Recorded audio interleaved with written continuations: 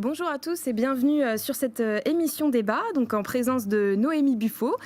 Vous êtes consultante en stratégie numérique et vous avez travaillé pour les réseaux sociaux, notamment pour la mairie de Nantes, pour la mairie de Paris et pour le ministère des Affaires étrangères. Et vous, François Montupet, qui êtes chargé de communication du Ferrailleur à Nantes. Donc bienvenue à tous les deux. La première question que je vais poser sur ce débat consacré aux outils numériques, c'est face à cette jungle d'outils numériques, est-ce que ça ne vous fait pas peur, vous, des fois, d'être à la traîne? Je pense que c'est une peur que tous les indépendants ont. Et au-delà des indépendants, je pense que c'est une peur que tous les experts numériques ont, mais qui n'est pas tellement justifiée, parce que pour moi, et François, tu me diras ce que tu en penses, c'est beaucoup une question d'agilité mentale. Et finalement, il y a peu d'outils qui peuvent nous mettre complètement hors jeu, sauf à imaginer une disparition de Twitter et Facebook demain. Et même si ça se passait, je pense qu'on a développé assez de compétences pour être agile sur d'autres plateformes. C'est vrai. Après, il y a énormément de nouveaux supports qui arrivent assez régulièrement, qui ne sont pas forcément tous pérennes dans le temps. Après, je mettrai une petite nuance. Moi, je sais que par rapport à certains outils comme Snapchat, par exemple, je me trouve un petit peu dépourvu et pas forcément au fait. Mais c'est vrai qu'après, ça fait partie de notre métier de quand même faire toute cette veille pour réussir à être au point sur les différents réseaux sociaux qu'on doit utiliser au quotidien. Et quand on est chargé de communication et plus particulièrement community manager, c'est important d'avoir une longueur d'avance ou du moins de ne pas avoir un train de retard. Alors ouais, je pense que pas avoir un train de retard, c'est plus important déjà. Ensuite, essayer d'être proactif et d'être en avance, ça me semble indispensable pour savoir utiliser les nouvelles fonctionnalités des outils. Après, je sais pas toi ce que tu en penses, mais en tout cas, ça fait aussi partie intégrante de notre métier d'essayer en tout cas d'être relativement au fait des nouveautés des outils qu'on utilise.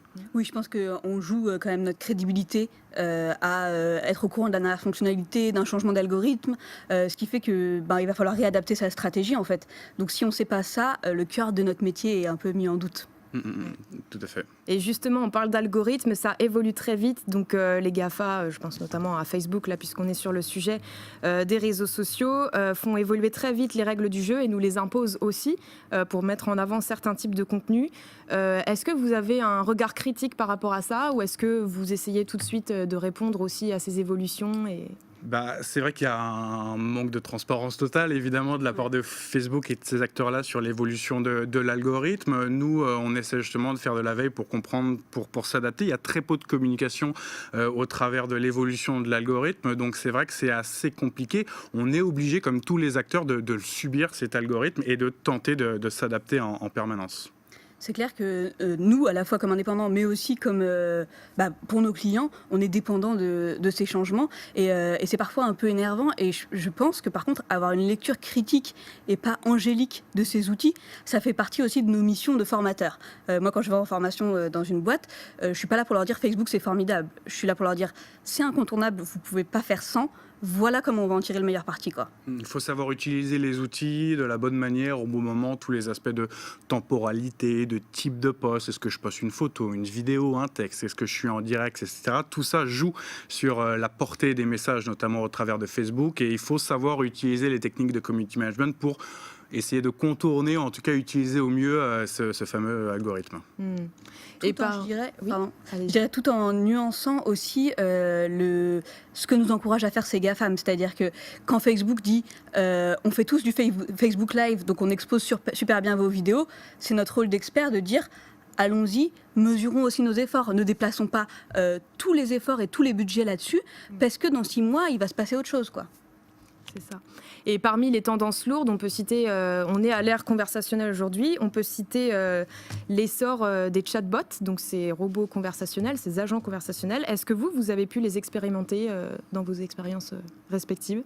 Alors moi j'ai essayé de pousser pour qu'on le mette en place à la mairie de Nantes parce que je pense que ce serait pas hyper compliqué de mettre en place un algorithme, un chatbot sur Facebook qui réponde horaire de la déchetterie, piscine ouverte fermée, ce genre d'infos qu'on a en base et qui sont assez facilement exploitables.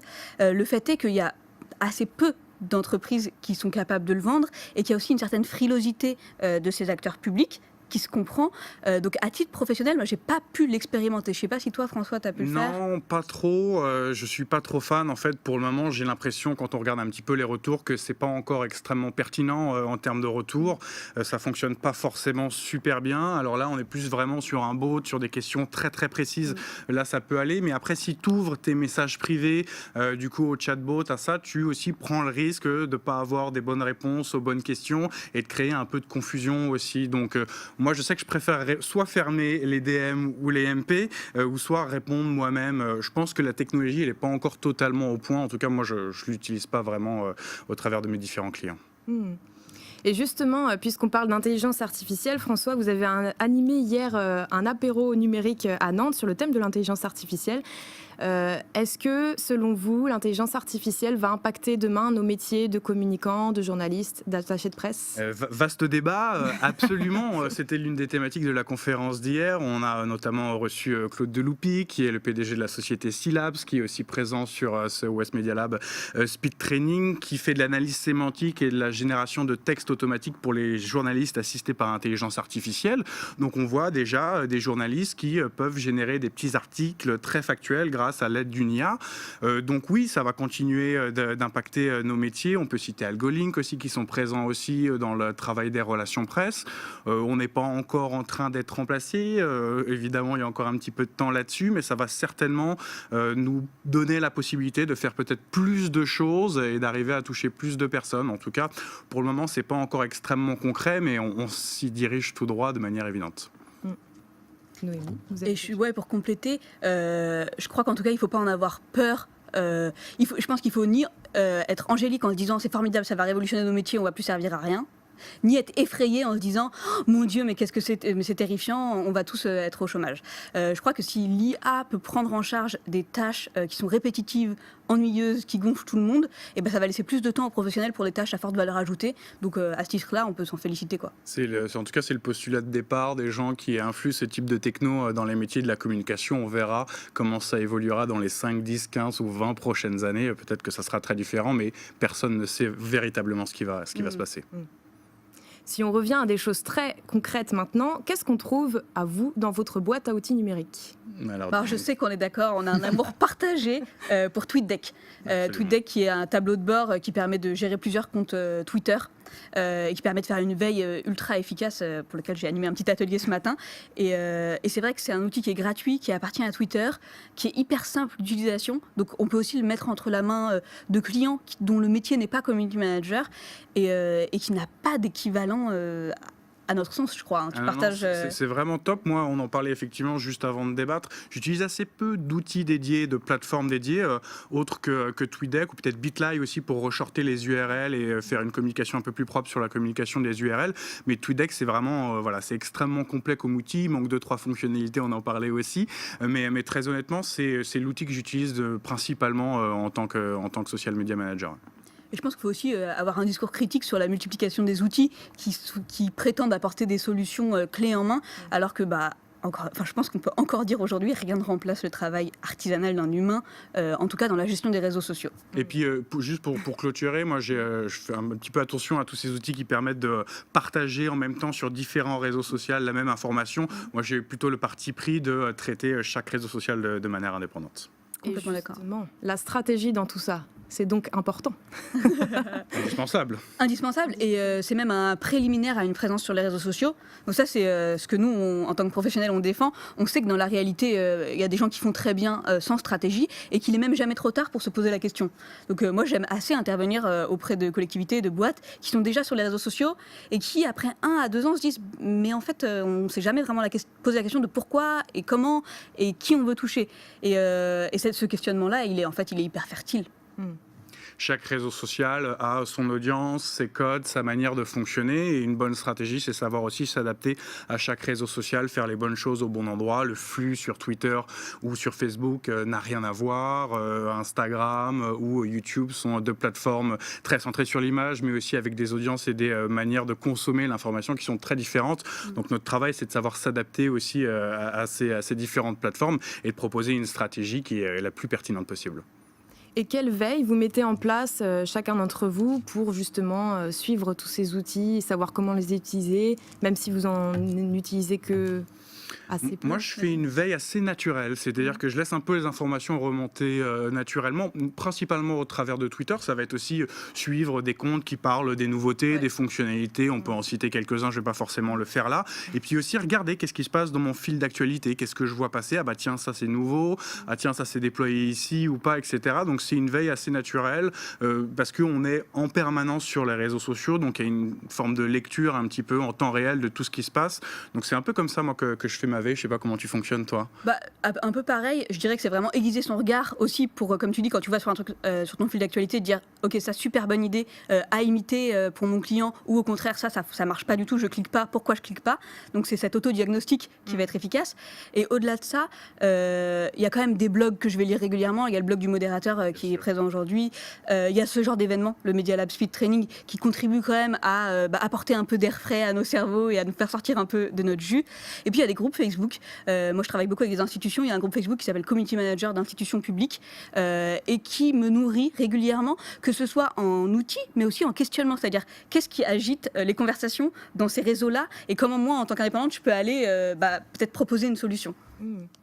Et justement, est-ce que vous pouvez nous parler un peu plus de votre expérience dans des institutions comme la mairie de Paris ou la mairie de Nantes, parce que voilà, il y a aussi un contexte pour innover. Oui. Est-ce que selon vous, il existe un contexte idéal? Est-ce que ça a été le cas pour vous? Non, vraiment pas. Et c'est un peu mon leitmotiv. C'est de dire que si on attend un contexte idéal pour innover ou pour disrupter, on va attendre toute la vie, quoi. Et dans les institutions, il y a vraiment cette culture de la perfection. C'est-à-dire qu'on va réunir tous les acteurs concernés autour de la table, même si ça doit être des comités de direction qui rassemblent 40 directions et que ça prend 6 mois. Et ce que j'ai essayé d'insuffler, c'est que la culture des réseaux sociaux, donc la rapidité, la transparence, l'horizontalité des relations, on la fasse aussi pénétrer dans l'institution, dans nos modes de travail. Et du coup, à la mairie de Paris notamment, ce qu'on a réussi à créer, c'est un compte qui s'appelle les Paris J'écoute, et c'est un compte Twitter sur lequel on répondait en temps réel aux questions pratiques des Parisiens. Et ça modifiait complètement les mentalités en interne. On n'était pas habitué des masses à répondre aux Parisiens. Quand les Parisiens nous sollicitaient, on disait il y a un formulaire pour ça, ou il faut revenir dans 2 heures. Mais en même temps, on a constaté que les experts, ils étaient là en interne. Donc c'est pas parce qu'on arrive avec les réseaux sociaux qu'on dit on va tout changer, tout ce que vous faisiez avant, c'était nul, quoi. Bien au contraire, je pense qu'il faut être dans une position de modestie et dire nous, ce qu'on apporte, c'est un outil qui véhicule un changement de mentalité. Et si vous nous écoutez, on va travailler ensemble dans le même sens. Et pour vous, François, qui travaille dans une plus petite structure comme Le Ferrailleur, dans le domaine culturel, comment on fait pour innover? Est-ce que c'est plus facile? Déjà, c'est très différent en termes de stratégie de communication. Toi, tu es beaucoup plus exposé que moi, peut-être beaucoup moins le droit à l'erreur aussi, parce qu'on peut être très vite critiqué sur un tweet, sur un message, quand on représente une institution, une mairie. Moi, j'ai la chance d'avoir un contexte qui est extrêmement positif, très favorable. On met des artistes sur scène, on fait des concerts, donc c'est quand même extrêmement positif. Après, nous, on a beaucoup de chance vraiment au Ferrailleur, parce qu'on fait vraiment ce qu'on veut. Et on peut vraiment impulser tout type de projet, des idées nouvelles, comme justement au travers de Facebook Live, des captations vidéo en direct, des concerts en multicaméra ou les conférences, justement les apéros numériques. On peut vraiment un petit peu tester tout ce qu'on veut. Donc on a vraiment la chance d'avoir un écosystème et voilà, et c'est facile, on décide nous-mêmes, j'impulse une idée. Voilà, c'est forcément le processus pour mettre en place un projet au travers des clients comme une mairie est forcément plus complexe que chez nous. Donc c'est vrai que nous, on a quand même la chance de pouvoir tester assez facilement beaucoup de choses. Et vous avez testé notamment le live, Facebook Live, ouais. Si vous pouviez nous en parler. Effectivement, on a mis en place pour les 10 ans du Ferrailleur, il y a 1 an, excusez-moi, l'été dernier, pas cet été-là, mais le précédent, la retransmission des 10 concerts des 10 ans du Ferrailleur sur un écran géant à l'extérieur de la salle. Donc on a mis en place un système de captation vidéo avec 6 caméras, une régie vidéo, une réalisation en direct. Et ensuite, une fois que tout ça a bien fonctionné, on a balancé le concept sur Facebook Live. Donc l'idée, c'est de pouvoir proposer tous les 2 mois un gros concert qui est complet au Ferrailleur en multicaméra. Ça s'appelle les concerts canapés. L'idée, c'est de regarder le concert avec une réaction en direct comme à la télé et de pouvoir profiter de toutes les interactions et toute la viralité que peut proposer Facebook Live. Et c'est super intéressant pour faire de l'image, pour montrer aussi qu'on essaie d'être à la pointe un petit peu des technologies et de ce principe-là. Et c'est vrai que c'est pas pour nous envoyer des fleurs, mais il y a assez peu de salles qui peuvent se permettre d'avoir leur propre régie vidéo et d'impulser ce type de projet. Et ça, c'est encore une des chances qu'on peut avoir au Ferrailleur et aussi la liberté que nous laisse Thomas, le patron du Ferrailleur, pour impulser ce type de projet. Et justement, selon vous, c'est quoi un bon community manager? Parce que être présent sur les réseaux sociaux, c'est bien, mais il faut jouer le jeu de la conversation. Donc, je vous laisse donner votre définition. Un bon community manager, vas-y, je te laisse démarrer. Un bon community manager, je pense, pour répondre un peu à côté de la plaque, je pense à quelqu'un qui aime les gens. Je pense qu'on peut être timide, par exemple, mais si on n'est pas à l'aise dans les relations sociales, je pense qu'il y a quelque chose qui ne va pas fonctionner. Il faut avoir une sociabilité, je pense. Donc c'est plutôt des soft skills, quoi. C'est des compétences douces. C'est pas tant être un expert de la fonctionnalité machin, mais c'est répondre à une personne simplement. C'est dans le contexte d'institutions publiques aussi, c'est ne pas s'auto-censurer. Et ça c'est difficile parce que ça vient très très vite quand on est encerclé par l'institution et par toutes ces contraintes. Donc c'est aussi s'octroyer une certaine liberté. Donc je dirais une petite dose de piraterie. Moi je dis toujours que la communication des réseaux sociaux, c'est un des éléments de la stratégie de communication et c'est toujours important de le replacer dans le contexte. La stratégie de communication, c'est des relations presse, des partenariats, du mécénat, de la communication offline. Et je pense qu'une bonne stratégie social media, c'est une stratégie qui est en lien avec toute la strate de com. Et je pense que c'est très important. On a parfois tendance à trop se focaliser sur les réseaux sociaux aussi. Et moi, je dis aux gens, c'est très bien les réseaux sociaux, mais n'oubliez pas le reste. Donc je pense qu'un bon community manager, c'est aussi un professionnel de la communication qui a aussi conscience des enjeux, des autres aspects de la stratégie de communication, pour compléter un petit peu ce que tu disais. Tu as complètement raison. Ça déborde. Un bon community manager, il fait déborder les conséquences de ses activités au-delà des canaux, quoi. Les canaux stricts de communication, c'est un truc, mais en vrai, ce qu'il faut, c'est changer les relations presse, horizontaliser les relations, amener une culture du partage et de la transparence en interne, et ça, c'est moins visible. Et ça dépasse le cadre strict de l'animation du compte Twitter, quoi. Mais justement, quand on horizontalise les relations, il faut aussi accepter de recevoir de la critique et il faut savoir y faire face. Ça, c'est pas toujours évident. Ouais, alors ça, c'est pas facile. La critique sur les réseaux sociaux, on y est exposé au quotidien, que ce soit des trolls, des critiques positives, négatives, des gens. Après, si on est un professionnel, on a conscience de ça. Ça fait partie indépendante de ce métier-là. C'est Internet. Internet, on sait tout ce que c'est. C'est quelqu'un derrière un écran, donc c'est extrêmement facile. On peut être sujet à critique, mais la critique peut être et souvent aussi intéressante, permet de se remettre en cause aussi et d'avancer. Il faut, à part quand on se fait insulter ou des choses comme ça qui ont vraiment aucun intérêt, il faut toujours prendre en compte le regard de l'internaute d'une manière ou d'une autre. En tout cas, il faut essayer de le faire. C'est pas forcément toujours facile, mais en tout cas, il faut essayer de le faire. Nous, ce qu'on a vraiment essayé de mettre en place, c'est d'avoir des espèces de bilans de ces réactions. C'est-à-dire que les réactions négatives, comme dit François, pas les prendre comme c'est un troll, ça nous intéresse pas, mais au contraire, est-ce qu'on peut pas transformer ça en critique constructive? Et est-ce que la critique qui est soulevée par X, c'est pas quelque chose que en fait d'autres gens partagent, mais qu'ils le disent pas? Et à ce titre, elle mérite en fait d'être exposée et d'être mise sous les yeux des décideurs aussi. Et si on termine cette émission en fait sur les fonctionnalités des réseaux sociaux, quelles fonctionnalités rêvées seraient attribuées à Twitter selon vous ? Qu'est-ce qui manquerait à Twitter? Voilà. C'est une bonne question. Moi, il y a une problématique. Alors moi, je travaille pas avec des comptes certifiés. Donc, par exemple, en termes de vidéos, je suis limité à 2 minutes. Donc ça me dérange un peu. Il y a aussi pas de HD sur les vidéos sur Twitter. Je trouve ça très dommage. Là où toutes les plateformes quasiment arrivent sur une forme de HD, je trouve ça très dommage. Du coup, la qualité des vidéos sur Twitter est pas forcément géniale. Après, on parlait des fonctionnalités de TweetDeck. Il manque 2-3 petites choses, mais c'est sur TweetDeck, comme identifier des personnes sur les photos ou pouvoir programmer des publications photos vidéo, plusieurs photos ou vidéos sur TweetDeck, ça n'arrive pas. Après, je sais pas, t'as peut-être d'autres idées, toi, par rapport à ça? Je réfléchissais en même temps que tu parlais. Je t'écoutais, hein. Je réfléchissais aussi. Il y a un moment, Twitter a lancé ce qui existe encore, ça s'appelle les moments.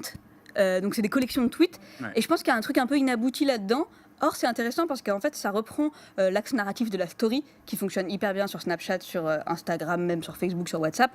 Et je pense qu'il y a quelque chose à creuser là-dessus. J'ai l'intuition qu'il y a quelque chose à creuser. J'ai pas la réponse. Est-ce qu'ils ont continué? Moi, je sais que j'ai jamais utilisé cette fonctionnalité. Je me sentais même un petit peu perdu par rapport à ça. Ouais. Est-ce qu'elle est toujours active? On peut toujours... Twitter, le compte Twitter de Twitter continue de l'utiliser pour, je pense, encourager les gens. Et nous, on l'a utilisé un peu à la mairie de Nantes. Ça permet de faire des retours sur... Tu vois, tu fais une petite collection de tweets. Ouais. Donc c'est mettre en avant certains tweets. C'est ça, tu vois, après un concert, tu mets 10 tweets de gens qui sont contents d'être allés au concert, ça peut être intéressant. Mais pour autant, comme je te dis, c'est pas complètement abouti, quoi, parce que je suis pas sûre que les gens le regardent jusqu'au bout. Ok. Eh bien, merci à tous les deux d'avoir répondu présent à cette invitation au débat. Merci, et de nous avoir partagé votre expérience à tous les deux sur la communication et plus particulièrement les outils numériques. J'espère que voilà, vous allez continuer à profiter de la journée et apprendre à picorer ci et là des retours d'expérience et des mises en pratique d'outils numériques. Avec grand plaisir. Eh oui, merci. Merci à toi. Merci.